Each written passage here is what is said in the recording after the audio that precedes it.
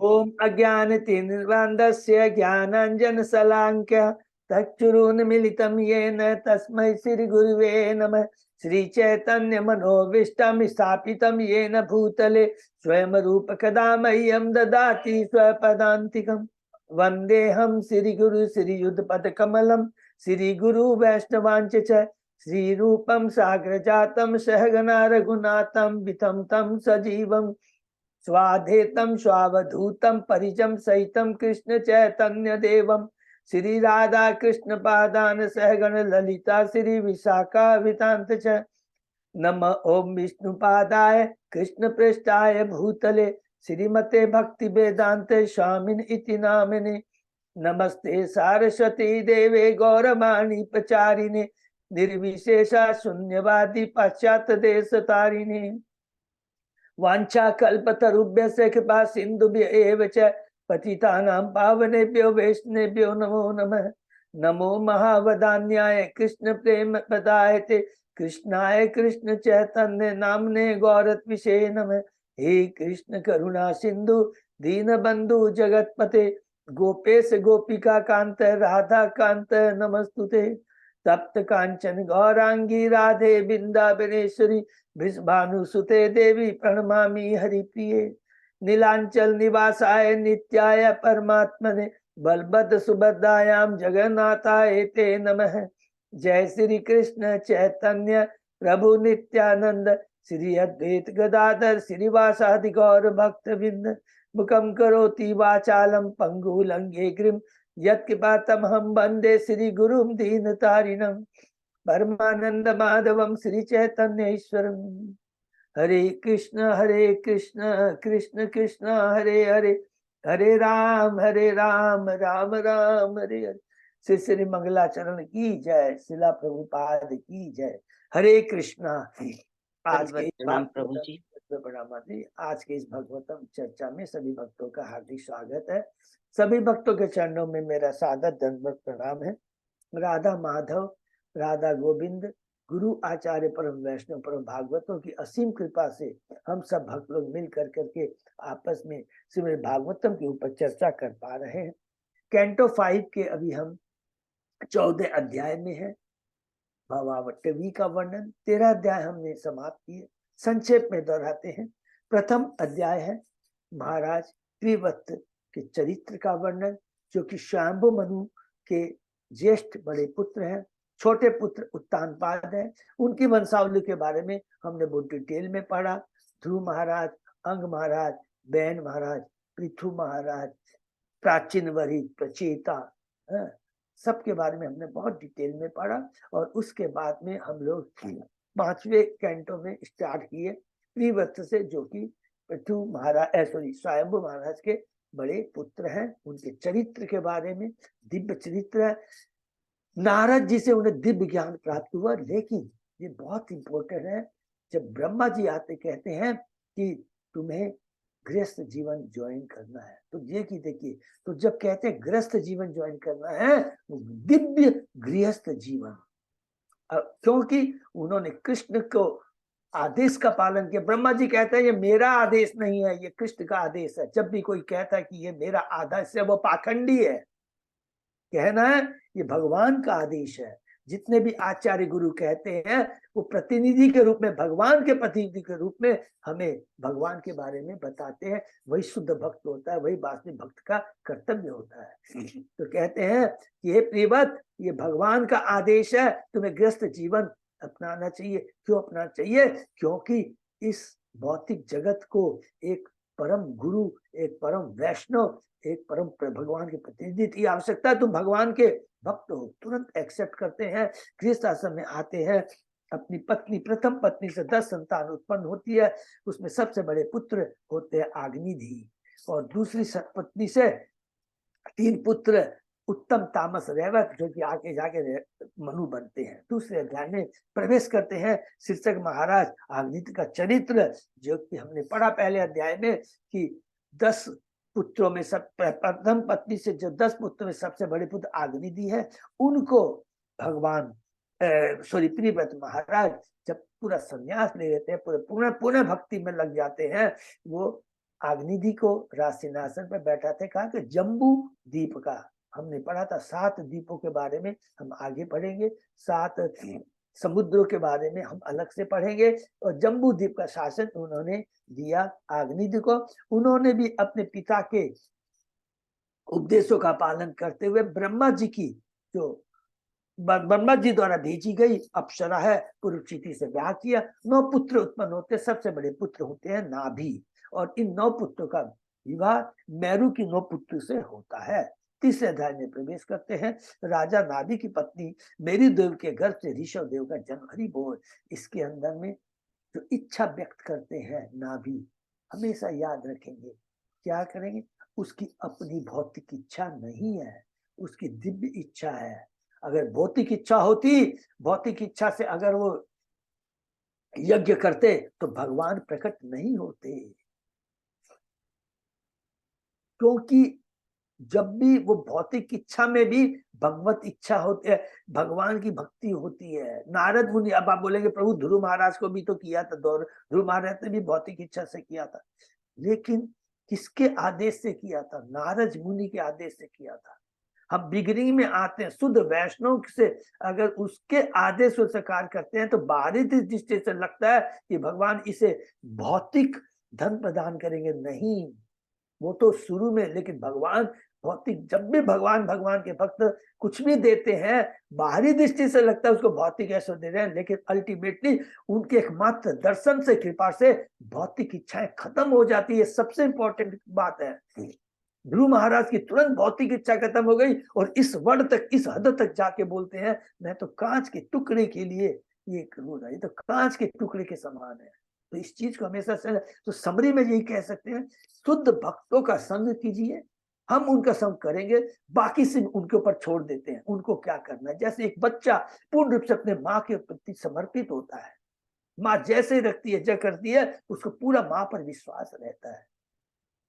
ये बहुत इंपॉर्टेंट चीज है। उसी प्रकार नाभि है, नाभि ने भगवान की लिए यज्ञ किया। भगवान आते हैं और कहते हैं मुझे आपके जैसा पुत्र चाहिए, तो भगवान कहते हैं कि मैं स्वयं ही तुम्हारी पत्नी मेरी देवी के गर्भ से प्रकट होगा, और प्रकट होते हैं। अध्याय 4 में प्रवेश करते हैं। श्री भगवान ईश्वर देव के लक्षण कहते हैं, भगवान स्वयं है।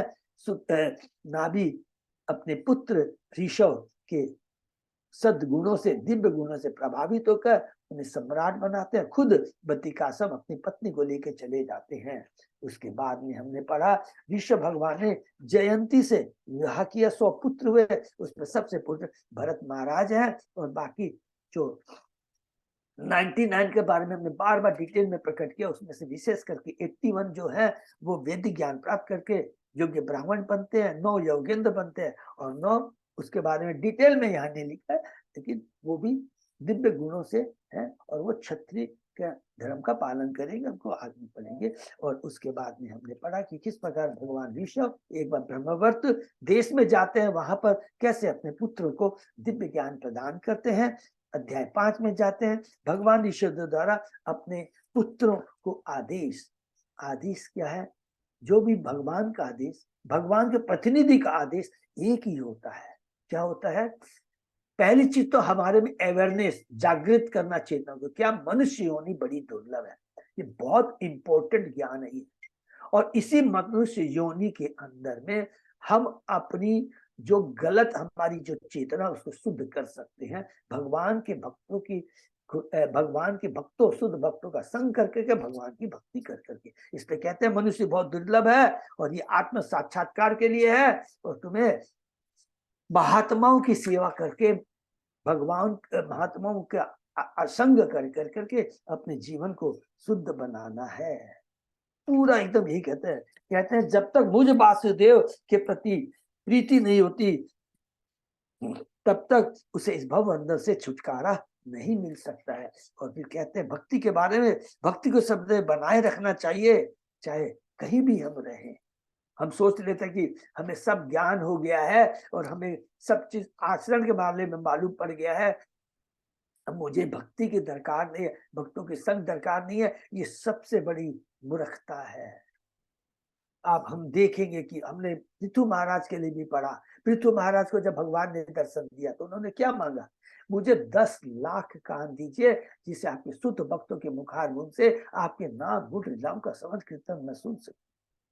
और उसके बाद में कहते हैं इस भौतिक जगत में वास्तविक जो कर्तव्य है माता का, पिता का, गुरु का, आराध्य देव का, कि वो बद्ध जीव को बताएं कि किस प्रकार इस भौतिक जगत से छुटकारा पाया जा सकता है, इस मनुष्य योनि का कैसे हम सदुपयोग कर सकते हैं, कैसे सदुपयोग कर सकते हैं। एकमात्र इस मनुष्य जाति का परम कर्तव्य है, परम भगवान के परम जो प्रतिनिधि हैं, उनके जो शुद्ध भक्त है, उनका आश्रय ग्रहण करना, इतना ही है। केवल आश्रय ग्रहण करना, उसके बाद में ये नहीं सोचना उसके बाद में सब काम वो अपने आप कर देंगे।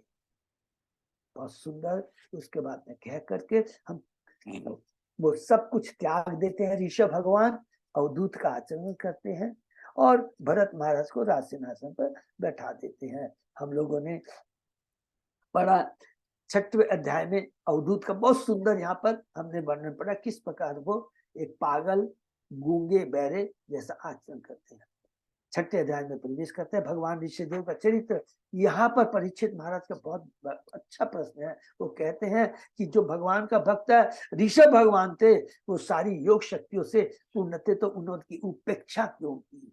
तो उसके उत्तर में मन के बारे में बताते हैं कि मन जो है कभी भी धोखा दे सकता है, इसलिए मन को बस में करने के लिए एकमात्र साधन है कि उसको भगवान की सेवा में लगाया जाए।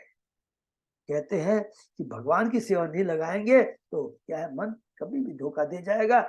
इसको बात को कह कर करके फिर आगे बताते हैं सुखदेव गोस्वामी जी कि किस प्रकार भगवान ऋषभ दक्षिण दिशा में जाते हैं, वहां पर एक जंगल की दावाग्नि में अपने को प्रकट करते हैं और उसके आगे बताते हैं कि दक्षिण देश का एक राजा होता है, राजा अरहत, किस प्रकार वे ऋषभ भगवान के उपदेशों का तो पालन नहीं करता, उनके आचरण का अनुकरण कर करके सब कुछ वेद के विरुद्ध अपनी धर्म पद्धति को वो नया शुरू करता है। ये बहुत इंपॉर्टेंट चीज है, याद रखें कि ऋषभ भगवान ने कभी भी उन्होंने जैन धर्म की उन्होंने स्थापित नहीं किया। 7वें अध्याय में प्रवेश करते हैं। यहाँ से शुरू होता है राजा भरत का चरित्र कि जब ऋषभ भगवान राजा भरत को, जिनके नाम से हमारे देश का नाम भारतवर्ष पड़ा, राज सिंहासन पर बैठते हैं। वे विश्व रूप की कन्या पंचजनी से ब्याह करते हैं। 5 पुत्र होते हैं, 5 संतानें होती है। 1 करोड़ वर्षों तक उन्होंने पृथ्वी पर शासन किया और उसके बाद में सब कुछ छोड़कर पुल्हाश्रम जाते हैं हरिद्वार के पास और पूर्ण रूप से अपने को भगवान की भक्ति में लगा देते हैं। कौन से स्तर पर पहुंच गए थे इसे भूलना नहीं है, पूरे भाव स्तर पर पहुंच गए थे। आंख शरीर में रोमांच कंपन, आंखों से अश्रु आते हैं। हरि बोल। 8वें अध्याय में प्रवेश करते हैं। भरत महाराज के चरित्र का वर्णन यहाँ पर हमने पढ़ा कि भरत महाराज अकेले जंगल में है, लेकिन उनकी आसक्ति एक वृक्ष की प्रति हो जाती है। कहते हैं वृक्ष मेरे ऊपर पूर्ण आश्रित है, इसके अलावा कोई इसका रक्षक नहीं है। जो कि हमारी जैसी ये बताते हैं, हम लोगों के लिए बताते हैं हमारी भौतिक चेतना कैसी होती है कि I am the proprietor, I am the controller, I am the जज। अरे मैं अपने परिवार को देखभाल नहीं करूंगा तो कौन करेगा, इस समाज का कौन करेगा। इस तरह की ये हमारी क्या होती है, कलुषित चेतना इसको कहेंगे। और उसके बाद में मृग का चिंतन करते हुए शरीर छोड़ते हैं और उन्हें मृग का शरीर प्राप्त होता है, लेकिन चेतना हमेशा दिव्य रहती है। पश्चाताप करते हैं और किसी भक्त के प्रति आसक्ति न रखते हुए वो कुछ समय के बाद में मृगी माता को छोड़ करके पुलस्य आश्रम में पुनः जा जाते हैं और वहां पर अपना तीर्थ स्थान में स्नान करते शरीर को त्याग देते हैं। 9वें अध्याय में प्रवेश करते हैं। जड़भरत महाराज का परम चरित्र, जिसमें कहते हैं सुखदेव गोस्वामी जी कहते हैं अब उनको जन्म होता है वैष्णव, परम वैष्णव ब्राह्मण के घर में, लेकिन अपने सज्जनों तथा मित्रों जो भक्त नहीं थे, अत्यंत भयभीत थे, वे सदैव ऐसी संगति से सतर्क रहे कि उनको याद है कि उन्होंने मृग की संगति कैसे करके किस प्रकार अपनी चेतना को कलुषित कर दिया था। और उनके भाई लोग, हमने पढ़ा कि किस प्रकार उसे पागल समझ करके खेत की रखवाली में रख देते हैं। और एक बार असुरों का सरदार कहेंगे, असुरों का सरदार उन्हें ले जाता है भद्रकाली को बलि देने के लिए। लेकिन किस प्रकार भद्रकाली जो वैष्णवी है उनकी रक्षा करती है। 10वें अध्याय में प्रवेश करते हैं। जड़ भरत महाराज तथा रघुगण की वार्ता, यहाँ से हमने शुरू किया कि जड़ भरत महाराज की शिक्षा, यहाँ से शिक्षा शुरू होती है।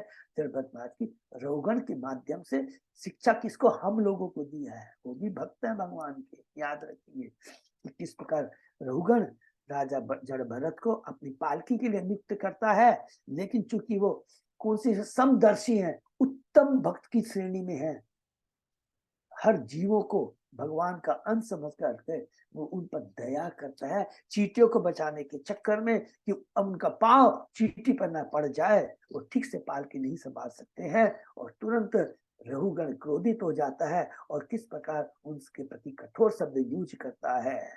और उसके कुछ समय बाद में उसे सहन करते हैं, और गुस्सा में नहीं करते, सहन करते हैं। देखिए बहुत इंपॉर्टेंट चीज है, सहन करते हैं।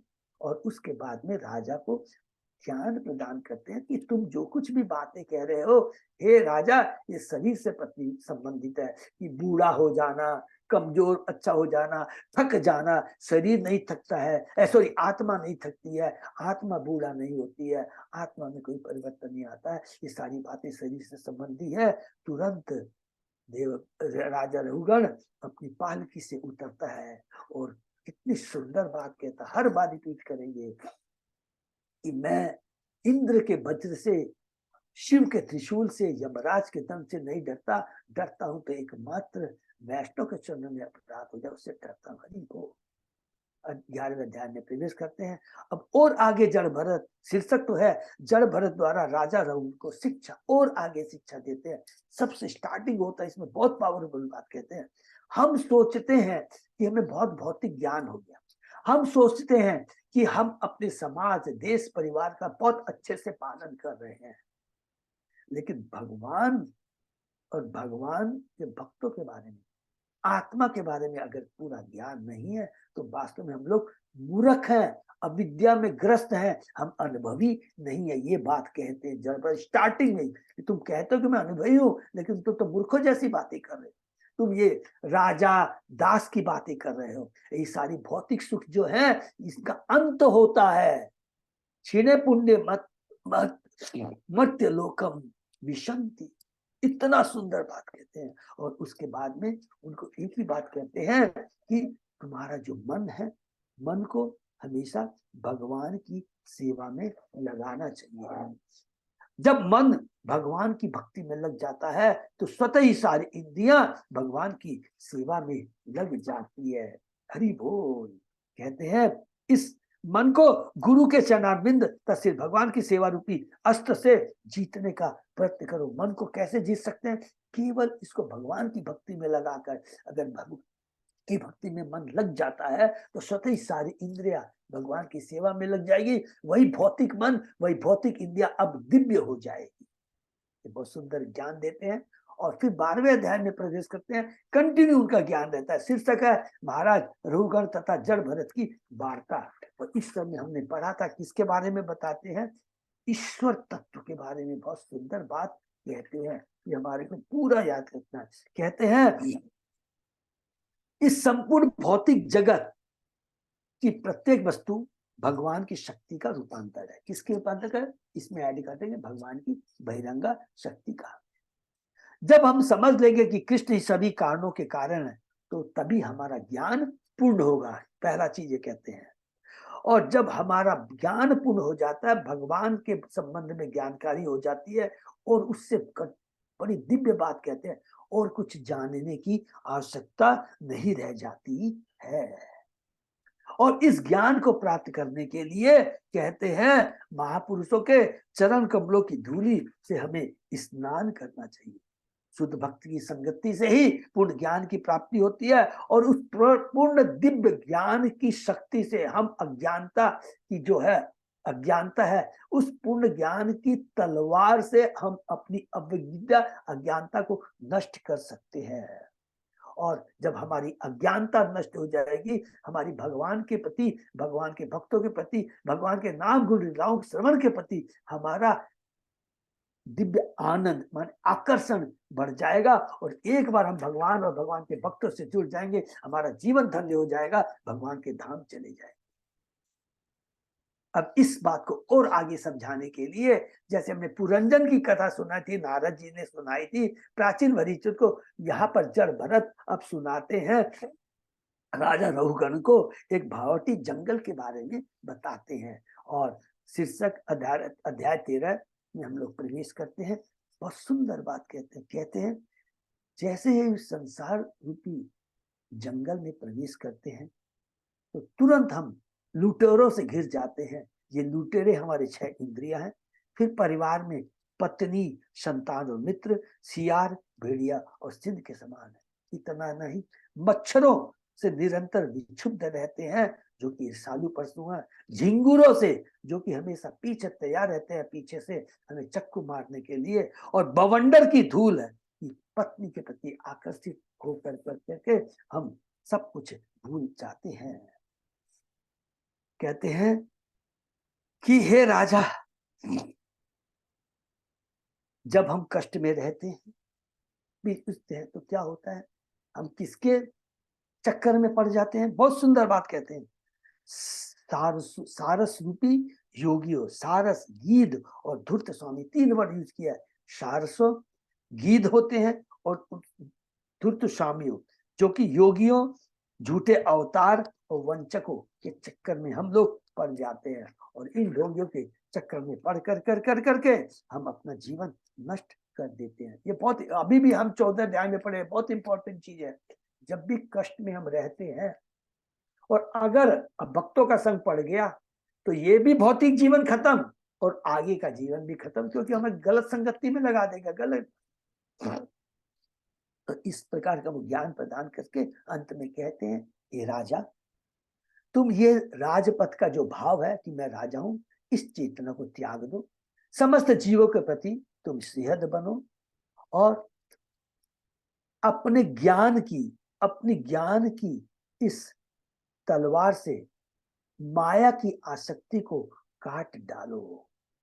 तुरंत राजा कहता है, मेरा ज्ञान नष्ट हो गया, मुझे ज्ञान प्राप्त हो गया। मनुष्य योनि बहुत दुर्लभ है, इवन अगर हम स्वर्ग को प्राप्त कर ले उसका भी अंत है, वापस आना पड़ेगा। एकमात्र आप जैसे शुद्ध भक्तों की कृपा से मेरा ज्ञान प्राप्त हुआ, और ऐसा शुभ अवसर ब्रह्मा जी तथा देवताओं के लिए भी दुर्लभ है।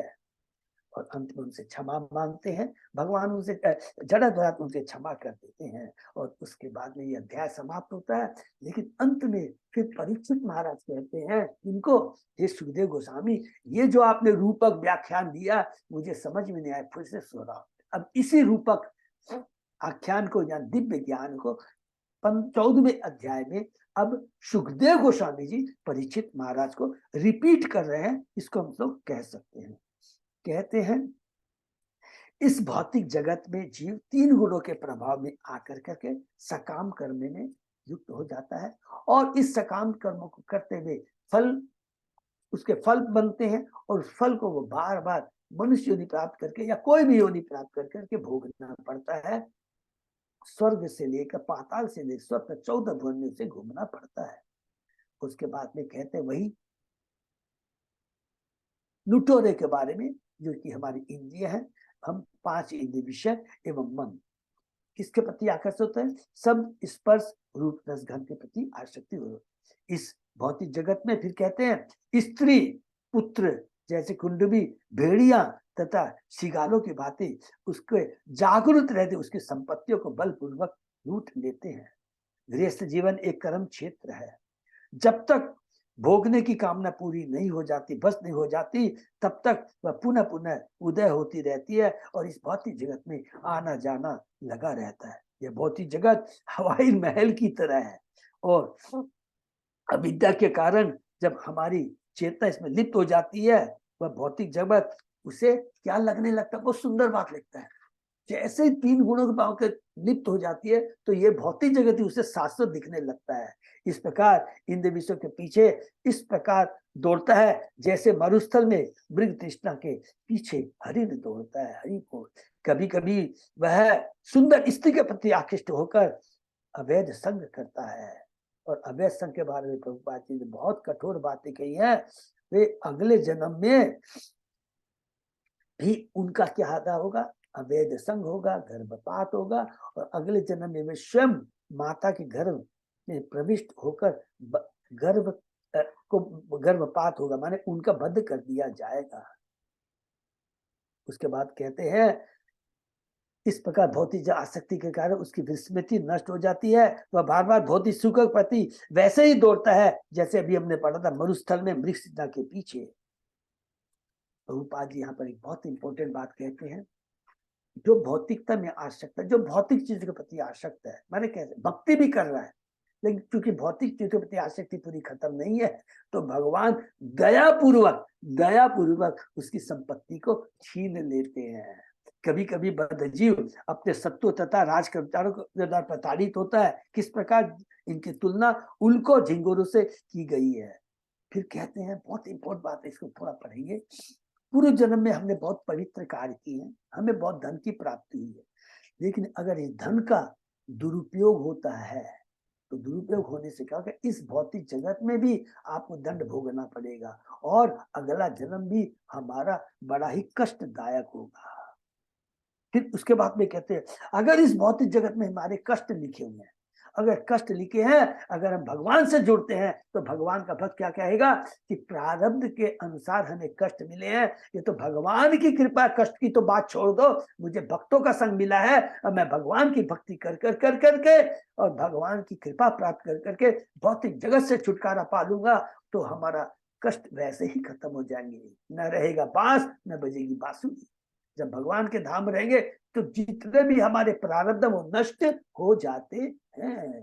तो कष्ट में भी भगवान को ही याद रखना चाहिए। फिर बहुत सारी बातें कहते हैं, राज कर्मचारी सदैव नरभक्षी की तरह रहते हैं, जो हमारे को इनकम टैक्स के मामले के माध्यम से सारे हमारे धन को छीन लेते हैं। उसके बाद में लास्ट में हमने जो पढ़ा बहुत इंपॉर्टेंट है, लेकिन हमारे भक्तों के लिए एप्लीकेबल नहीं है। कैसे बोलते हैं कि गृहस्थ जीवन में जब पैसा होता है तो क्या करता है कि बड़े बड़े माने ब्याह करता है, अपने बच्चों के ब्याह करने में या वो यज्ञोपति संस्कार करने में। दो मैन होते हैं ना, शादी और यज्ञोपति संस्कार में बहुत सारे खर्चे होते हैं, और इतनी मेहनत से, जो कि पहाड़ के समान इतना बड़ा कार्य है, उसमें वो लग जाता है और उसको उसमें सारे अपने खर्च मेहनत करता है और सारे पैसे नष्ट कर देता है। इस प्रकार वह गृहस्थ जीवन में फंसकर कांटों की चुंबन जैसा अनुभव करता रहता है। लेकिन हमने बताया था, हमारे जो भक्त होते हैं, भगवान के भक्त होते हैं, वो अपने पैसे का सदुपयोग करते हैं। कैसे सदुपयोग करना सबको मालूम है। क्या बोला था, प्रामाणिक गुरु के निर्देशन के अनुसार हमें अपने धन को खर्च करना चाहिए। ये हमने पढ़ा, ये प्रभुपाद जी ने बताया। ठीक है, यहाँ तक हमने पढ़ा, उसके आगे हम लोग और आज आगे पढ़ते हैं। ओम नमो भगवते वासुदेवाय। ओम नमो भगवते वासुदेवाय। ओम नमो भगवते वासुदेवाय। नारायण नमस्कृत्य नरं चैव नरोत्तमं देवी सरस्वती व्यासं ततो जयम् उदीरये। नष्टप्रायेषु अभद्रेषु नित्यं भागवत सेवया भगवती उत्तम श्लोके भक्ति भवति नैष्ठिकी। कृष्णाय वासुदेवाय देवकी नंदनाय च नंद गोप कुमाराय गोविंदाय नमो नमः। आराधयो भगवान ब्रजेश तनय ततदाम वृंदावनम रमया काचित उपासना व्रजवधु वर्गेण्य कल्पिता। श्रीमद् भागवतम प्रमाणम अमलम प्रेमा पुमर्थो महान।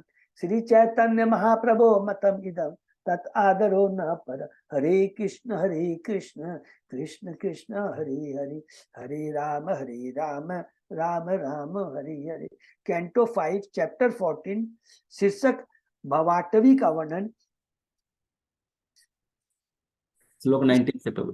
श्लोक 19, थैंक यू प्रभु। श्लोक 19 शुरू करते हैं। क्वचित च दुसहेन काया भयंतर बहिना घृत सार स्वकुटुंबाय क्रुद्धयति। कभी कभी शारीरिक भूख और प्यास से त्रस्त बद्धजीव इतना विचलित हो जाता है कि उसका धैर्य टूट जाता है और वह अपने ही प्रिय पुत्रियों तथा पत्नी पर रुष्ट हो जाता है। इस पर निष्ठुर होने पर उसकी यातना और भी बढ़ जाती है। हरि बोल। श्री विद्यापति ठाकुर का गीत है, तातल शेकते वारी बिंदु शम सुत मित्र रमणी समाजे। कुटुंब जीवन के सुख की तुलना मरुस्थल में जल बिंदु से की गई है। कोई भी प्राणी कुटुंब जीवन में सुखी नहीं रह सकता। वैदिक सत्ता का कोई चाहकर भी कुटुंब जीवन के उत्तरदायित्व से मुकर नहीं सकता, किंतु आजकल प्रत्येक व्यक्ति तलाक के द्वारा पारिवारिक जीवन का परित्याग कर रहा है। इसका कारण परिवार की दयनीय अवस्था है। कभी कभी धन अभाव के कारण मनुष्य अपने प्यारे पुत्र पुत्रियों तथा पत्नी के प्रति निष्ठुर बन जाता है। यह सांसारिक जीवन की दावाग्नि के अग्नि स्वरूप है। लेकिन जब भगवान को कृष्ण को केंद्र में रखकर गृहस्थ जीवन यापन करता है तो वो गृहस्थ जीवन दिव्य जीवन होता है। याद बोलेंगे प्रभु कैसा एग्जाम्पल है? शुरू से आप देख लीजिए, हमने क्या इंटो वन में पढ़ा, परीक्षित महाराज को देख लीजिए। फिर उसके बाद में हम लोगों ने देवहूति के बारे में पढ़ा, कर्दम मुनि के बारे में पढ़ा, उनके जीवन को देख लीजिए। उसके बाद में हम लोग ने चौथे कंटो में आकर करके ध्रुव महाराज के बारे में पढ़ा, पृथु महाराज के बारे में पढ़ा, प्राचीन वधि के बारे में पढ़ा। वो देखिए दिव्य गृहस्थ जीवन। और अभी हमने प्रियव्रत महाराज के बारे में पढ़ा, अग्निग्ध के बारे में पढ़ा। सारों का जीवन दिव्य है, क्योंकि कृष्ण को केंद्र में रखकर हम जीवन यापन करते हैं तो वो चीज कभी भी हम कष्ट नहीं पाएंगे। ये बहुत इंपॉर्टेंट चीज है। स एव पुनः निद्रा अजगर गृहीतो अंधे तमसी मग्न शून्य अरण्ये इव शेते नान्यत किंचन वेद शव इवा पविद्ध। सुखदेव गोस्वामी महाराज परीक्षित से आगे कहते हैं, प्रिय राजन, निद्रा अजगर के समान है। जो मनुष्य जीवन रूप वन में विचरण करते रहते हैं उन्हें निद्रा अजगर अवश्य निगल जाता है। इस अजगर द्वारा डसे जाने के कारण वे अज्ञान अंधकार में खोए रहते हैं। वे सुदूर वन में मृत शरीर के भांति फेंक दिए जाते हैं। इस प्रकार बद्ध जीवन को यह पता ही नहीं चल पाता है कि जीवन में क्या है। अज्ञान रूपी निद्रा, अज्ञान अविद्या रूपी निद्रा। सांसारिक जीवन का अर्थ है आहार, निद्रा, मैथुन तथा आत्मरक्षा में सतत तल्लीन रहना। इनमें से निद्रा सबसे भयानक है। सो जाने पर मनुष्य पूर्णतः भूल जाता है कि जीवन का लक्ष्य क्या है और उससे क्या करना है। आत्म साक्षात्कार की आवश्यक है कि यथासंभव निद्रा से बचा जाए। अज्ञान रूपी निद्रा से बचा जाए, वो एकमात्र पॉसिबल है आत्मा साक्षात्कार। वृंदावन के गोस्वामी तनिक भी नहीं सोते थे, निसंदेह वे थोड़ा सोते थे क्योंकि शरीर के लिए निद्रा आवश्यक, किंतु 2 घंटे से अधिक नहीं सोते थे और कभी कभी तो नहीं भी सोते थे। वे सदैव आत्म साक्षात्कार में तत्पर रहते थे। निद्रा आहार विहार कादि विजिरो गोस्वामी के पक्षों का अनुसरण करते हुए हमें भी निद्रा आहार मैथुन तथा आत्मरक्षा में कमी लानी चाहिए। स्वतः ही ये अपने आप आएगी।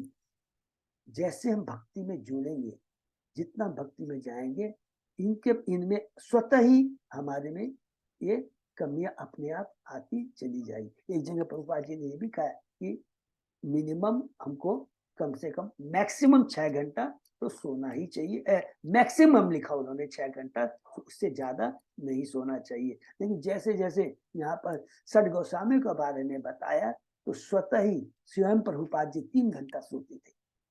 सोचिए, ठीक है ना। तो स्वतः ही अपने आप होएगा, ठीक है। कदाचित भग्न नाम दंष्ट्रे दुर्जन दंद शूके अलब्ध निद्रा क्षणो यथित हृदयेन विज्ञाने हृदयेन नुक्षीयमान विज्ञानो अंधकूपे अंधवत पतति। कभी कभी भौतिक जगत रूपी वन में बद्धजीव सर्पों तथा अन्य जंतुओं जैसे ईर्ष्यालु शत्रुओं के द्वारा दंशित होता रहता है। शत्रु के छलवश बद्धजीव अपने प्रतिष्ठित पद से च्युत हो जाता है। चिंताकुल होने से उसे ठीक से नींद नहीं आती। इस प्रकार वह अधिकाधिक दुखी होता जाता है और क्रमशः अपना ज्ञान तथा चेतना खो बैठता है। उसकी दशा उस अंध पुरुष के समान हो जाती है जो अज्ञान के अंधकूप में गिर गया है। हरि बोल। ईर्ष्यालु व्यक्ति अर्थात शत्रुओं के बारे में हमने बहुत पिछले बार में यही 13वें अध्याय में जड़ भरत महाराज ने बताया है। रघुगण को, और सेम चीज यहाँ पर सुखदेव गोस्वामी बता रहे हैं परीक्षित महाराज को। करिश्म चित काम मधु लवान विचिन वन यदा परदार पर द्रव्याणी अवरुण धानो राज्ञा स्वामी भी वा निहत पतति अपारे निर्ये निर्ये। कभी कभी बद्ध जीव विषय से प्राप्त होने वाले क्षणिक सुख की ओर आकर्षित होता है। क्षणिक फलस्वरूप अवैध यौन संपर्क में रत होता है अथवा पराये धन को चुराता है। ऐसी अवस्था में वह राजा द्वारा बंदी बना लिया जाता है या फिर उस स्त्री का पति या उसका रक्षक उसे दंडित करता है। इस प्रकार किंचित सांसारिक तुष्टि हेतु वह नरक में जा पड़ता है और बलात्कार, अपहरण, चोरी तथा इसी प्रकार कार्यों के लिए कारागार में डाल दिया जाता है। तो अलग अलग नरकों का वर्णन अभी हम लोग बहुत जल्द ही पढ़ेंगे।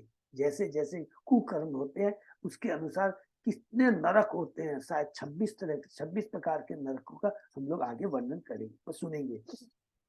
इस भौतिक जीवन में अवैध यौन संपर्क, दूत, कीड़ा, मार, द्रव्य सेवन तथा मांसाहार में लिप्त होने पर बद्ध अत्यंत विषम परिस्थितियों में फंस जाता है।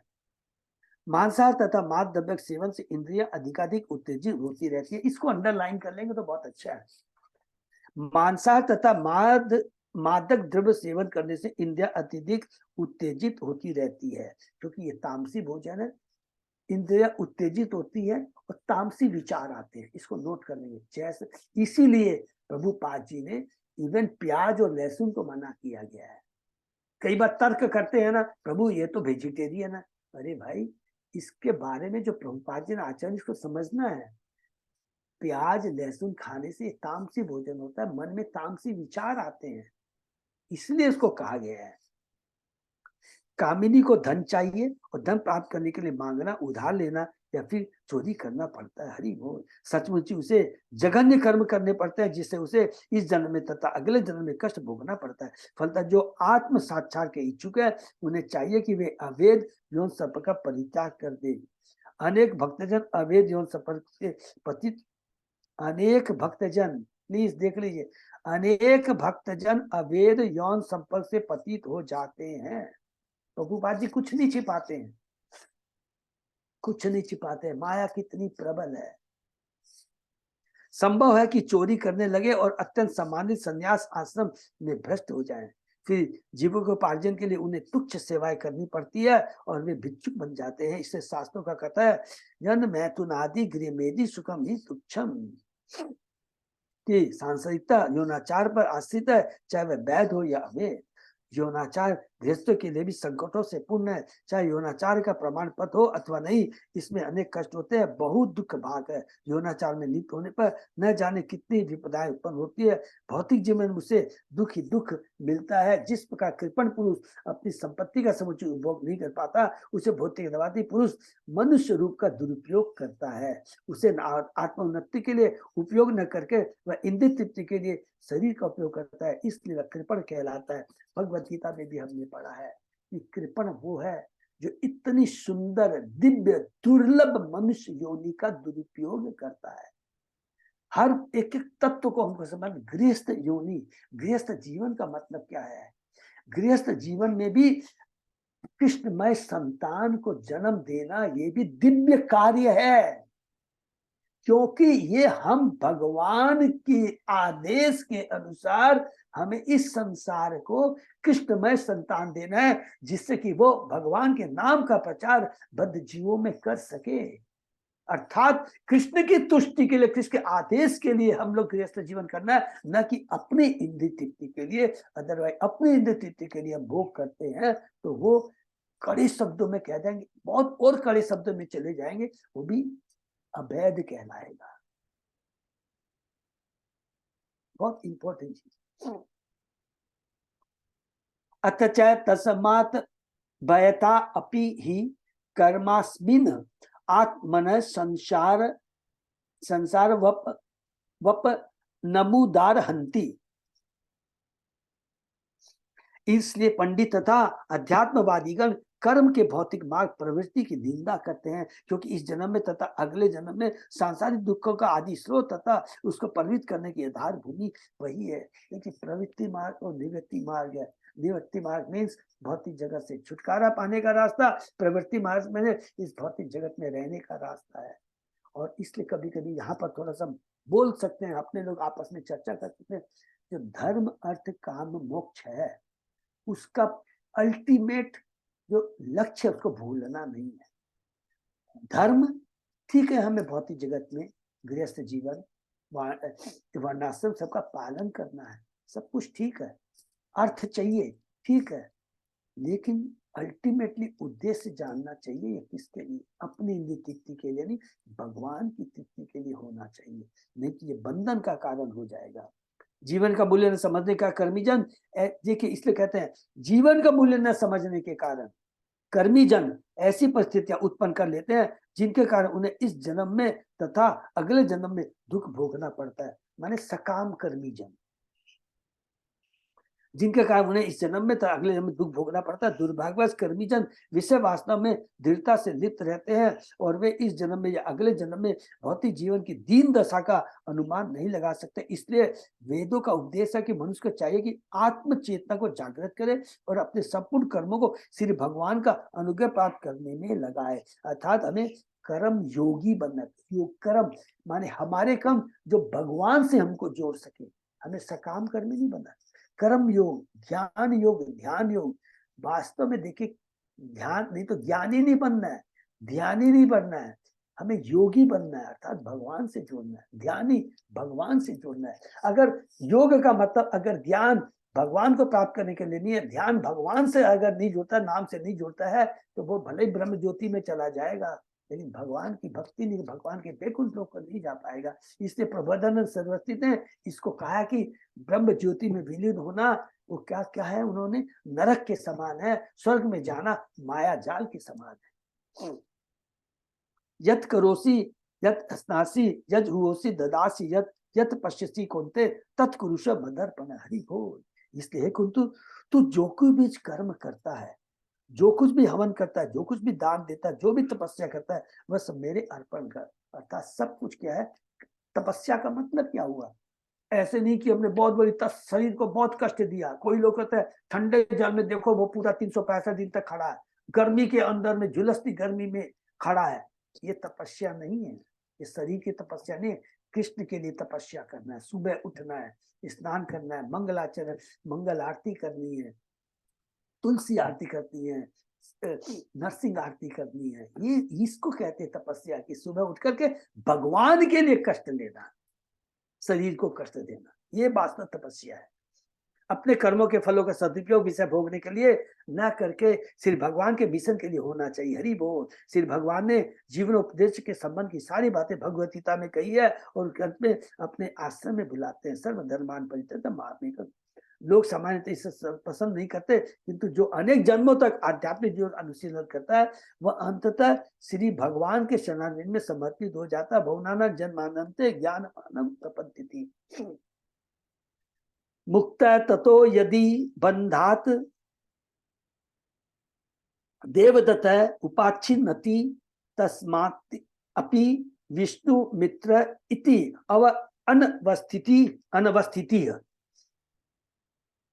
यह बद्धजीव पराये धन को चुराकर या ठग कर किसी तरह से अपने पास रखता है और दंड से बच जाता है, तब देवदत्त नामक एक अन्य व्यक्ति इस धन को उससे ठग लेता है। उसी प्रकार विष्णु मित्र नामक एक तीसरा व्यक्ति यह धन देवदत्त से छीन लेता है। यह धन किसी भी दशा में एक स्थान पर टिकता नहीं है, यह एक हाथ से दूसरे हाथ में जाता रहता है, अंत में उसका कोई उपयोग नहीं कर पाता और यह श्री भगवान की संपत्ति बन जाता है। हरि बोल। बहुत इंपॉर्टेंट श्लोक है।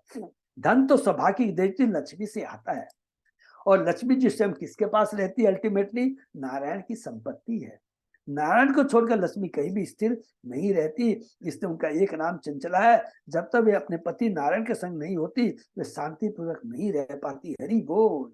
उदाहरणार्थ भौतिकतावादी रावण लक्ष्मी को हर के ले गया। रावण ने भगवान राम की पत्नी का अपहरण किया। परिणाम यह कि रावण का समस्त परिवार वैभव साम्राज्य विनष्ट हो गया। और सौभाग्य की देवी सीता जी उसके चंगुल से मुक्त होकर भगवान श्री राम से पुनः मिल, इस प्रकार समस्त धन वैभव ऐश्वर्य श्री कृष्ण का है। ईशावास से स्वतंत्र। ईशोपनिषद का पहला ही श्लोक इस बात की पुष्टि करता है। भगवत गीता के 5वें अध्याय में फिर दूसरी बात कहती है ये चीज भगवान की है और इसके भोक्ता कौन है? केवल भगवान है। तो 5वें 19वें श्लोक में कहा गया भुक्तानंद जगतपसाम सर्वलोक महेशम समस्त श्री भगवान समस्त यज्ञों तथा तपों के भोक्ता है और सभी लोगों के सर्वोच्च स्वामी है। मूर्ख भौतिकतावादी पुरुष धन संग्रह करते हैं और अन्य चोरों से चुराते हैं किंतु उसे अपने पास रख नहीं पाते। प्रत्येक देखिए इसमें अंडरलाइन कर लेंगे, किंतु उसे अपने पास रख नहीं पाते। प्रत्येक दशा में उसको व्यय होना है। एक व्यक्ति दूसरे को ठगता है, दूसरा किसी अन्य को। अतः लक्ष्मी को बस में रखने की श्रेष्ठ विधि है कि उसे नारायण खेती कर रहने। इससे अच्छा सबसे बड़ी चीज क्या है? जिसकी संपत्ति है उसी के पास रख दी जाए। लक्ष्मी किसकी संपत्ति है? भगवान विष्णु की संपत्ति है, उन्हीं के पास रख दीजिए। इतना प्रयत्न करने की दरकार नहीं है। हरि बोल। कृष्ण भावनामृत आंदोलन का यही उद्देश्य है। हम नारायण श्री कृष्ण सहित लक्ष्मी राधा रानी की पूजा करते हैं। हम विभिन्न साधनों में धन संग्रह करते हैं किंतु वह धन किसी व्यक्ति का न होकर राधा जी तथा श्री लक्ष्मी नारायण का होता है। इसलिए यहाँ पर थोड़ा मन में आ गया तो बता देता हूँ। इसलिए दिवाली में भी हम लोग जो पूजा करते हैं ना, किसकी करनी चाहिए? लक्ष्मी नारायण की पूजा करनी चाहिए। जो गृहस्थ है इसमें कोई तो लक्ष्मी नारायण की पूजा करनी चाहिए। यदि वह धन लक्ष्मी नारायण की सेवा में लगाया जाता है तो भक्त स्वतः वैभवपूर्ण जीवन बिताता है। किंतु यदि कोई लक्ष्मी का उपभोग रावण की तरह करना चाहता है, माने अपनी इंद्रिय तृप्ति कर रावण की तरह किया जाता है, इसको ब्रैकेट में लिख लेंगे।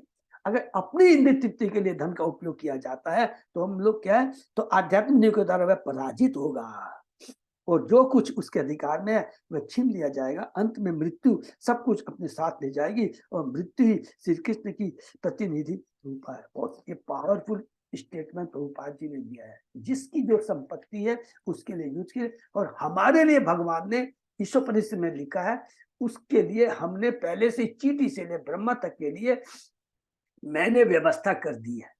लेकिन अगर कोई रजोगुण के प्रभाव में आकर करके और ज्यादा प्राप्त करने की चेष्टा करता तो वो चोर है। क्लियर लिखा ईशोपनिषद में, वो चोर है। क्वचित च शीत वातादि अनेकाधि दैविक भौतिक आत्मीयानाम दशानाम प्रतिनिवारेण अकल्पो दुरंत चिंतया विषण्ण आशते। भौतिक जगत के ताप त्रय से अपनी रक्षा न कर सकने के कारण बद्ध जीव अत्यंत दुखी रहता है और शोकपूर्ण जीवन बिताता है। ये 3 प्रकार के ताप हैं, देवताओं द्वारा दिए गए जानने वाला, आदि दैविक, आदि भौतिक और आध्यात्मिक। देवताओं द्वारा दिए जाने वाला ताप यथा हिमामी हवा तथा चिलचिलाती धूप, अन्य जीवों द्वारा प्रदत्त तथा मन एवं देह से उत्पन्न होने वाला ताप सबको मालूम है। तथाकथित सुखी भौतिकतावादी व्यक्ति को निरंतर 3 प्रकार के ताप सहने पड़ते हैं। उन्हें आदि दैविक, आदि आध्यात्मिक, आदि भौतिक कहते हैं। दैविक का मतलब सबको समझ गया ना, अकाल, भूकंप, करुणा, ये सब। वास्तव में तीनों तापों का निवारण किसी के बस का नहीं है। हरि बोल। इसको भी अंडरलाइन कर लेंगे। वास्तव में तीनों तापों का निवारण किसी के बस में नहीं है। ये तीनों एक साथ किसी एक समय आक्रमण कर सकते हैं अथवा यह भी हो सकता है कि इनमें से कोई एक ताप न सताए और न रहे। इस प्रकार जीवात्मा निरंतर चिंता से पूर्ण रहता है, उससे भय बना रहता है कि किसी न किसी ओर से ताप आ सकते हैं, चाहे आदि दैविक, आध्यात्मिक या भौतिक। बद्ध जी इन तापों में से कम एक से अवश्य विचलित होता रहता है, उससे छुटकारा नहीं मिल पाता। कम से कम एक से विचलित होता ही रहता है। सपोज कीजिए आदि दैविक नहीं आया, सपोज कीजिए हमारे पास में सब हमारे वेल विशर है, तो भौतिक भी नहीं आया, माने किसी दूसरे जीवों द्वारा। लेकिन आदि आध्यात्मिक इतना धन सब कुछ रहता तो सदैव चिंता तो बनी रहती। हमने पढ़ा था कि भौतिक जगत में 3 चीज से कोई छुटकारा नहीं पा सकता। जन्म मृत्यु जय भर आदि तो है, वो तो ठीक है, लेकिन शोक, मोह और भय, शोक, मोह और भय ये बहुत इंपॉर्टेंट है। आएगा ही आएगा। मेरे पास इतना धन है, चला नहीं जाए, चला जाता तो शोक होता है। ये मेरा है उसके बाद क्या होता है? मोह हो जाता है। और भय क्या बना रहता है, ये कोई छीन कर नहीं ले जाए। क्वचित मिथो व्यवहरन् यत किंचित धनम अन्येभ्यो वा काकिनी का मात्रम अपि अपहरन् यत किंचित वा विद्वेष्मिति वित्त साठयात। जहां तक धन के लेन देन का संबंध, यदि कोई मनुष्य किसी दूसरे की 1 कौड़ी या इससे भी कम धन ठग लेता है तो वे परस्पर शत्रु बन जाते हैं। इसे संसार दावाग्नि कहते हैं। 2 व्यक्तियों के बीच सामान्य लेन देन में भी ठगी होती है, क्योंकि बद्धजीव 4 प्रकार के दोषी है। वह भ्रम में है, वह त्रुटियां करता है, उसका ज्ञान अपूर्ण है और उसमें ठगने की जन्मजात प्रवृत्ति पाई जाती है। ये देख लीजिए, कोई कहता है कि मैं ठगती नहीं हूं, शारीरिक रूप से और मानसिक रूप से वो ठगता ही ठगता है, धोखा देता है। इसका ये खराब हो जाए, इसका ये हो जाए, ये हो जाए। तो ये धोखा देने की कितनी बड़ी बात प्रभुपाद जी यहाँ पे, सॉरी तात्पर्य में प्रभुपाद जी लिख रहे क्या है कि ये जन्मजात प्रवृत्ति पाई जाती है। जब तक सांसारिक बंधुओं से छुटकारा नहीं होता, ये चारों देश बने रहते हैं। अर्थात सत्व गुण रजो बद्ध जीव में ये दोष पा ही जाए। फलस्वरूप प्रत्येक व्यक्ति में ठगने की प्रवृत्ति होती है, जिसे वह व्यापार या रुपयों के लेन देन में प्रयुक्त करता है। भले ही 2 मित्र शांतिपूर्वक एक साथ रहे हो, किंतु जब उनमें लेन देन होता है तो ठगी प्रवृत्ति के कारण वे एक दूसरे के शत्रु बन जाते हैं। ये हमारी एक बहुत बड़ी शिक्षा है। एक दार्शनिक किसी अर्थशास्त्री को और एक अर्थशास्त्री किसी दार्शनिक को जब वह धन के संपर्क में आता है तो उसे वंचक, धोखेबाज, ठग कह सकता है। प्रत्येक स्थिति में भौतिक जीवन की ये स्थिति है। कोई कितना भी दर्शन बधारे वो, किंतु जब उसे धन की आवश्यकता होती है तो वो ठगी बन जाता है। इस भौतिक संसार में तथाकथित वैज्ञानिक अर्थशास्त्री किसी न किसी रूप में ठग है। वैज्ञानिक इसलिए ठग कहे जाता है क्योंकि विज्ञान के नाम पर वे अनेक मिथ्या बातें कहते हैं कि मैंने ये आविष्कार किया, ये आविष्कार किया, मैंने बताया कि जल कैसे बनता है। लेकिन उनसे पूछा जाए हाइड्रोजन ऑक्सीजन किसने बनाया, कुछ नहीं बता पाएंगे, चुप हो जाएंगे। तुम एक घास का तिनका तो बना के दिखा दो, चुप हो जाएगी। वे चंद्रमा जाने की योजना बनाकर जनता से अपने प्रयोगों के लिए विशाल धनराशि ठग लेते हैं। वे कोई लाभप्रद कार्य नहीं कर सकते। जब तक उपयुक्त 4 मूलभूत दोषों से मुक्त कोई दिव्य व्यक्ति न मिल जाए, तब तक किसी के उपदेशों को नहीं मानना चाहिए। इसको भी अंडरलाइन कर लेंगे कि उसी व्यक्ति का संग करना चाहिए जो 3-4 दोषों से मुक्त हो, अर्थात वो 3 गुणों से ऊपर हो। 3 गुणों के चलते ये 4 दोष आते हैं। अगर हम 3 गुणों से ऊपर चले जाते हैं तो ये 4 दोष नहीं रहेंगे। वो होते हैं गुरु महाराज, दिव्य पुरुष, प्रभुपाद जी, ऐसे भक्त। सर्वोत्तम विधि तो यह कि श्री कृष्ण उनके प्रामाणिक प्रतिनिधि से ही उपदेश ग्रहण करना चाहिए। इस जीवन में तथा आगे भी सुखी हुआ जा सकता है। देखिए, इस पर पुनः याद आती है, फिर दोहरा देता हूँ कि हम सब लोगों को अभी भी समय है, हम लोगों को संग करना चाहिए, कृपा प्राप्त करनी चाहिए। डायरेक्ट जो प्रभुपाद जी के शिष्य हैं, प्लीज उसका पूरा लाभ उठाइए, अपने जीवन को हमें धन्य बनाना चाहिए। अध्वनि अमुष्मीन इमे उपसर्गा तथा सुख दुख राग द्वेष भय अभिमान प्रमाद उन्माद शोक लोभ मात्सर्य ईर्ष्या अवमान क्षुत पिपासा आदि व्याधि जन्म जरा मरण आदि। हरि बोल, बहुत ही पावरफुल श्लोक है। इस भौतिक जगत में अनेक कठिनाइयां आती है और ये सभी दुर्लभ है। इनके अतिरिक्त सुख दुख राग, माने सारे द्वंद्व की बात करें, सुख दुख राग द्वेष भय अभिमान प्रमाद उन्माद शोक मोह लोभ मत्सर ईर्ष्या क्षुधा पिपासा आदि व्याधि तथा जन्म जरा मरण से उत्पन्न होने वाली बाधाएं आती है। ये सभी मिलकर सांसारिक बद्ध जीव को दुख के अतिरिक्त और कुछ नहीं दे पाती। इसलिए भगवान ने कहा है मामू पेत्य पुनर्जन्म दुखालयम अशाश्वतम। इस संसार में बद्ध इन सभी परिस्थितियों को इंद्र तृप्ति के लिए स्वीकार करता है। देखिए कितनी बड़ी बात लिखते हैं प्रभुपाद जी, बस इन सभी परिस्थितियों को एक्सेप्ट करता है कि इसलिए मेरी इंद्रिय तृप्ति हो। उसको मालूम है कष्ट आएंगे, सारी चीजें मालूम, लेकिन इंद्रिय तृप्ति के अंधेपन में सब कुछ भूल जाता है।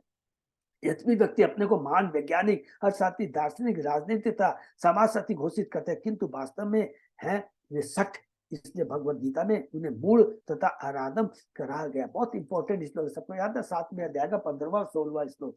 न माम दुष्कृतो मूढ़ा प्रपत्ति नराधमा मायापृत ज्ञान आश्रय भाव आश्रिता। माया द्वारा हरे हुए ज्ञान वाले आशुरी स्वभाव को धारण किए हुए मनुष्य में अधम और पाप को करने वाले मूढ़ मेरी शरण नहीं लेते। भगवद गीता में इन सभी सांसारिक प्राणियों को उनकी मूर्खता के कारण नराधम कहा गया है। उनको मनुष्य जीवन इसलिए प्राप्त हुआ है कि वे सांसारिक बंधन से मुक्त हो, किंतु वे ऐसा न करके दुखद परिस्थितियों में फंसे रहते हैं, इससे मनुष्य में नराधम है। सोचिए, वैज्ञानिक दार्शनिक कितना उनमें इंटेलिजेंट होते हैं, लेकिन वो उसका दुरुपयोग करते हैं, भगवान के लिए नहीं करते, वो अपनी तृप्ति के, इंद्रिय तृप्ति के लिए करते हैं। प्रश्न यह है कि क्या वैज्ञानिक दार्शनिक अर्थशास्त्री तथा गणितज्ञ भी नराधम है? श्री भगवान का उत्तर है कि यस, वे नराधम है, क्योंकि उन्हें वास्तविक ज्ञान नहीं है। वे अपनी झूठी प्रतिष्ठा और पद पर गर्व करते हैं। वास्तविकता तो यह है कि वे इस भौतिक अवस्था से उद्धार पाने, जीवन को उदात्त तथा ज्ञानमय बनाने की कोई विधि नहीं जानते। केवल गुरु जानता है, आचार्य जानता है, भगवान का प्रामाणिक गुरु जानता है कि किस प्रकार इस भौतिक जगत से छुटकारा पाया जाए। और अभी हमने श्लोक भी पढ़ा है कि भगवान ने शब्द कहा कि जो आराध्य देव, गुरु, माता पिता ये न बता पाए कि इस भौतिक जगत से छुटकारा कैसे पाया जाए, तो गुरु, भगवान, गुरु, आराध्य देव या कुछ भी कह लीजिए, पिता कहलाने के लायक थे। तो इस विज्ञानी कुछ कहलाने के लायक नहीं है, तो केवल अपनी वाई वाई के लिए ऐसा करते हैं और नोबेल पुरस्कार पाते हैं। फलस्वरूप तथाकथित सुख की खोज में शक्ति तथा समय का प्रयोग करते हैं। ये असुरों के लक्षण है। भगवत गीता में कहा गया कि जब किसी में ये आसुरी गुण रहते हैं तो वह मूढ़ बन जाता है, इसके कारण वह उससे भगवान से देश करने लगता है। फलस्वतः वह असुरों के वंश में, देखिए क्या लिखा है, असुरों के वंश में बार बार जन्म धारण करता है और एक असुर देश से दूसरे में ध्यान करता है। इस प्रकार वह श्री कृष्ण से अपने संबंध को भूलकर जन्म जन्म नराधम बना रहता है। हरि बोल। तो यहाँ पर पूरी गीता में जो भगवान ने कहा है, नराधम कौन है, अभक्त कौन है, भौतिक जगत क्या है, जीव की पोजीशन क्या है, भगवान की पोजीशन क्या है, यहाँ पर बार बार रिपीट किया जा रहा है कि एकमात्र भोक्ता कृष्ण है, एकमात्र शक्तिमान कृष्ण है और बाकी सब कुछ शक्ति है। You name anything. और शक्तिमान, शक्ति का कर्तव्य होता है, शक्ति का कर्तव्य होता है शक्तिमान की सेवा करे, शक्तिमान की तुष्टि के लिए कार्य करे, कोई भी हो। और उस शक्ति के अंदर में सब आ जाते हैं। भले ही शक्ति का मतलब है क्या, अब हम बद्धजीव है, कोई बद्धजीव कमजोर है, कोई धनवान है, कोई गरीब है, कोई ज्यादा इंटेलिजेंट है, लेकिन है सब भगवान की ही शक्ति, भगवान के अंश है। और उनका कर्तव्य है कि अपने शक्तिमान प्रभु की सेवा में इसको हम लगाएं। और ये ज्ञान किसको हो सकता है? एकमात्र मनुष्य योनि में ही ये संभव है। शेर को, चीता को, इनको तो ज्ञान नहीं है ना, तो इसलिए ज्ञान दिया, इसका हमें सदुपयोग करना है, दुरुपयोग नहीं करना है। और ये सदुपयोग कब कर सकते हैं? जब हम कोई साइंटिफिक ज्ञानी नहीं, भगवान के परम भक्त, परम वैष्णव प्रतिनिधि के शरण में जाते हैं। हरे कृष्णा। ये किसी का कोई प्रश्न? हरि बोल। तो अजय पोदार प्रभु, कोई अनाउंसमेंट है प्रभु? हाँ प्रभु जी, हरे कृष्ण। हाँ प्रभु। खड़ी तो हाँ, अपना तो समय आगे बढ़ चुका जो आ चुका है, बहुत ही बगल में आया है। और एक तो थोड़ा सा अनाउंसमेंट याद रखेंगे, शायद सबको पता लग गया प्रभु, वो गीता जयंती के बारे में। हाँ, वो भी कल आप मैसेज किए। कल मैसेज मिला है ना सबको। तो सुबह 7 बजे से है, तो 3-3.5 घंटे लगेंगे। और एकादशी प्रसादन की भी व्यवस्था है। वही मोहन घोन प्रभु के शायद वही करा रहे होंगे एग्जैक्ट, वही अमृता फाउंडेशन वैसा ही है। वही है ना? हाँ वही। ठीक है प्रभु। वो किनका है प्रभु? ये अमित गोयल का है या नवीन अग्रवाल का है? दोनों तीनों मिलकर ही रहते हैं, वो तीनों का वो नाम। मिलकर, हरी बोल। प्रभु ने एकदम सही चीज पकड़ लिया, ये तीनों ही है उसमें है, ये लोग मिलकर करवाते हैं। तो अवश्य इसको हमें ज्वाइन करना है, सब लोग मिलकर करके। और मंदिर के ब्रह्मचारी रिसाइट करेंगे पूरी भगवद गीता। ठीक, हरे कृष्णा। अगर किसी कारण से कोई सुबह नहीं जा पाए तो कालिंदी में भी आ सकते हैं, शाम को वहां पे। दोनों में दोनों में आना है तो चेष्टा करेंगे। और कालिंदी में प्रभु ने बहुत मेहनत किया है, हैं? तो जरूर से आना है उसको, तो क्योंकि ये हमारे जगन्नाथ ग्रुप द्वारा हमारे भक्तों ने, हमारे अजय पदापुर ने ऑर्गेनाइज किया है। और वो अपने वहीं पर होगा, कालिंदी में है, अपने कालिंदी बेस में हरे कृष्ण जगन्नाथ। प्रभु जी, 24 तारीख को प्रभु जी अपने नेचुरल सिटी में भी करने का सोच रहा हूँ। हरि बोल, हरि बोल, हरि बोल। दक्षिण भी बहुत अच्छा, करेंगे। जरूर करेंगे। रविवार है, राइट? समय हाँ। हाँ समझ प्रभु जी। ठीक है माता जी, जरूर से। तो इसको हम लोग और करेंगे। और दूसरा, 2 दिन रह गए हमारे महामिलन में, हैं? तो प्लीज सब लोग महामिलन में सबको आना है। देखिए, मेरे को काउंट मिल रहे हैं, पूरे नहीं मिले, लेकिन सबसे रिक्वेस्ट है सब लोगों को आना है। प्रभु बहुत प्रयास कर रहे हैं, बहुत मेहनत कर रहे हैं। आज प्रभु आ रहे हैं। तो गोपाल चांदवली प्रभु की बात कर रहा हूँ, श्री संता राधा देवी दासी की बात कर रहा हूँ। सब लोगों को आना। प्रभु ने बहुत अच्छी व्यवस्था करने, प्रभु ने कहा कि प्रभु बढ़िया से बढ़िया व्यवस्था होनी चाहिए हमारे भक्तों को। मैं कहा जरूर से प्रभु ना, तो प्लीज इसका हमें पूरा पूरा लाभ उठाना है। हरे कृष्णा।